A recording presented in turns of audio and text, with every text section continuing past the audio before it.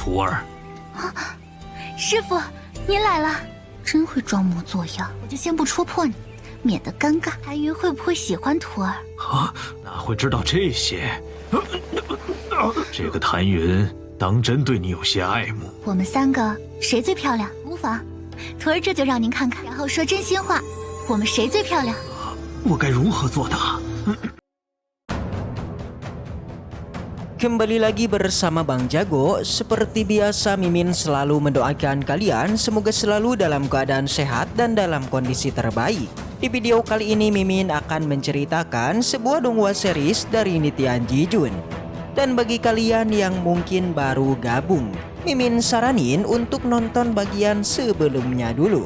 Linknya ada di deskripsi. Tak berlama-lama, langsung saja kita masuk ke isi ceritanya.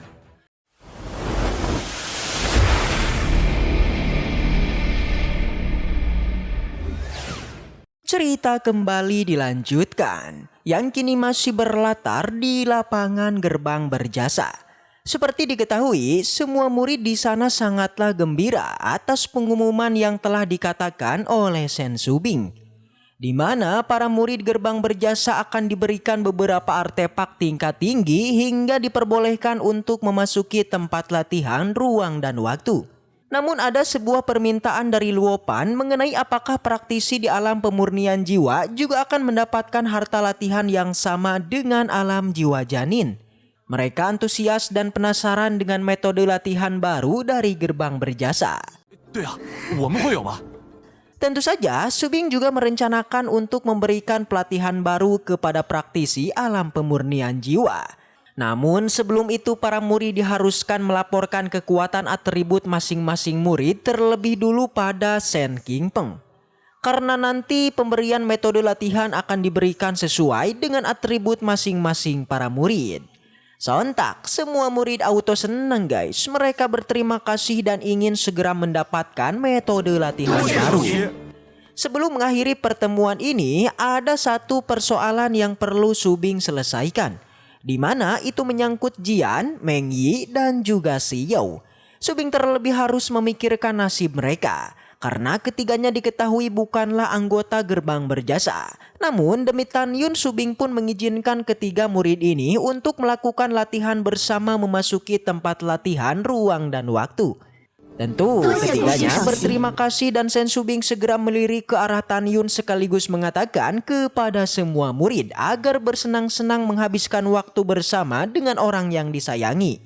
Dari sini kita mengetahui target perkataan tersebut sebenarnya diarahkan kepada Tan Yun. Akan kemanakah dia berlabuh bersenang-senang dengan orang yang disayanginya?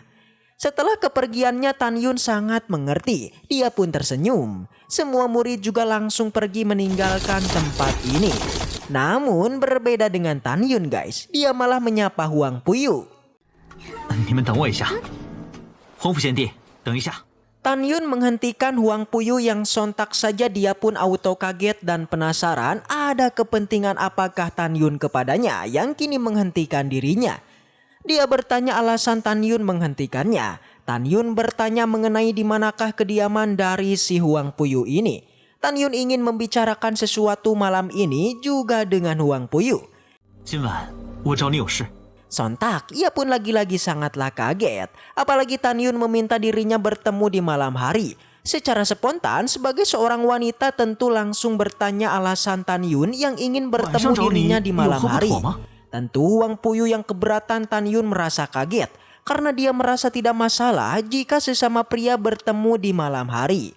Dikarenakan Huang Puyu tidak ingin penyamarannya terbongkar, jadinya ia pun memberitahu kediamannya yang berada di Lembah Peri nomor 4. Dan selain itu, jika Tan Yun ingin bertemu dengannya, maka dia juga akan menunggunya.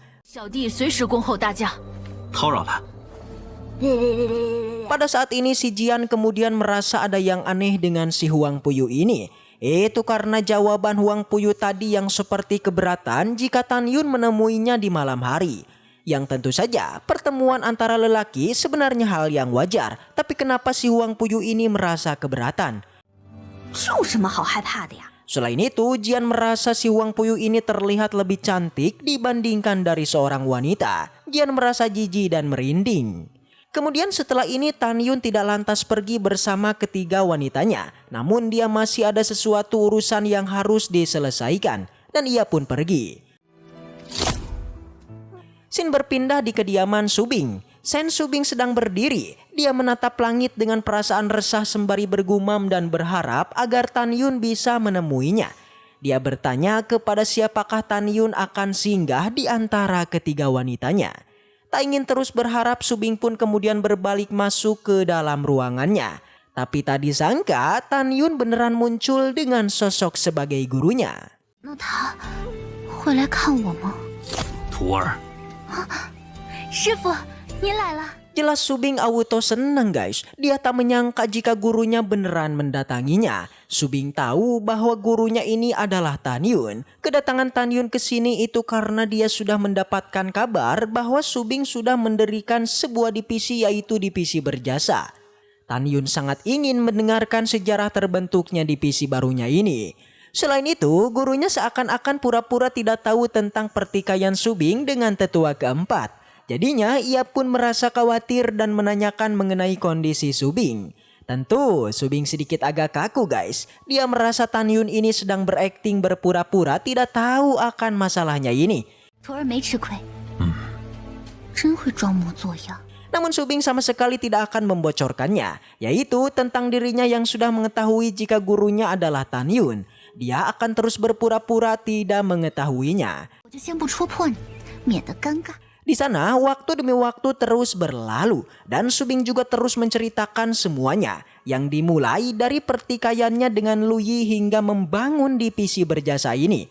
Semua itu Subing katakan tak luput dari jasa Tan Yun yang memenangkan kompetisi pemurnian pil seperti yang telah dikatakan sang guru sebelumnya. Selain itu, Subing juga menceritakan kalau Tan Yun benar-benar sangat berani melawan Gongsun Yang Chun hanya untuk melindungi dirinya. Subing penasaran kenapa Tan Yun begitu berani yang bahkan sampai memegang tangannya dan menariknya ke belakangnya. 他一名弟子哪来的胆子？ Sontak pertanyaan ini membuat Tan Yun sangat panik. Tan Yun mengatakan jika dia tidak tahu dan tidak bisa menjawabnya. Hanya saja sang guru yakin jika Tan Yun ini adalah murid yang sangat baik. Dari sini Subing begitu antusias untuk bertanya kepada gurunya. Yang bahkan ia sampai bertanya kepada sang guru apakah Tan Yun ini beneran menyukainya. 谭云会不会喜欢徒儿？ Ya, si Tan Yun auto panik. Keringat berkucuran membasahi semua wajahnya. Tan Yun menjawab jika dia tidaklah tahu itu karena dirinya tidak bisa menjawab hal semacam ini. 哪会知道这些？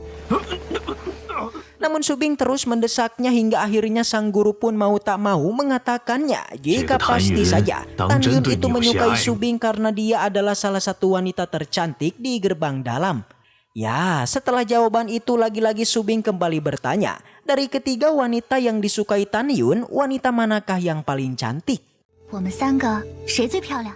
Kembali si Tan Yun auto panik guys. Dia mengatakan jika dia tidak bisa menjawabnya karena dirinya belumlah bertemu dengan Xiao dan juga Meng Yi. Namun Subing tidak tinggal diam. Dia segera memperlihatkan kedua wanita itu dan menanyakan langsung kepada gurunya, siapakah wanita yang paling cantik. 然后说真心话，我们谁最漂亮？ 这我该如何作答？ Akan tetapi untuk jawabannya kita masih belum mengetahuinya karena scene barusan merupakan scene penutup dari episode kali ini. Jika kalian ingin mengetahui jawabannya, maka bisa langsung tonton spoilernya yang akan segera Mimin upload di hari ini. Baiklah, mungkin segitu aja untuk pembahasan kali ini. Semoga kita selalu diberikan kesehatan untuk mengawal donghua ini. Dan sampai jumpa di video selanjutnya.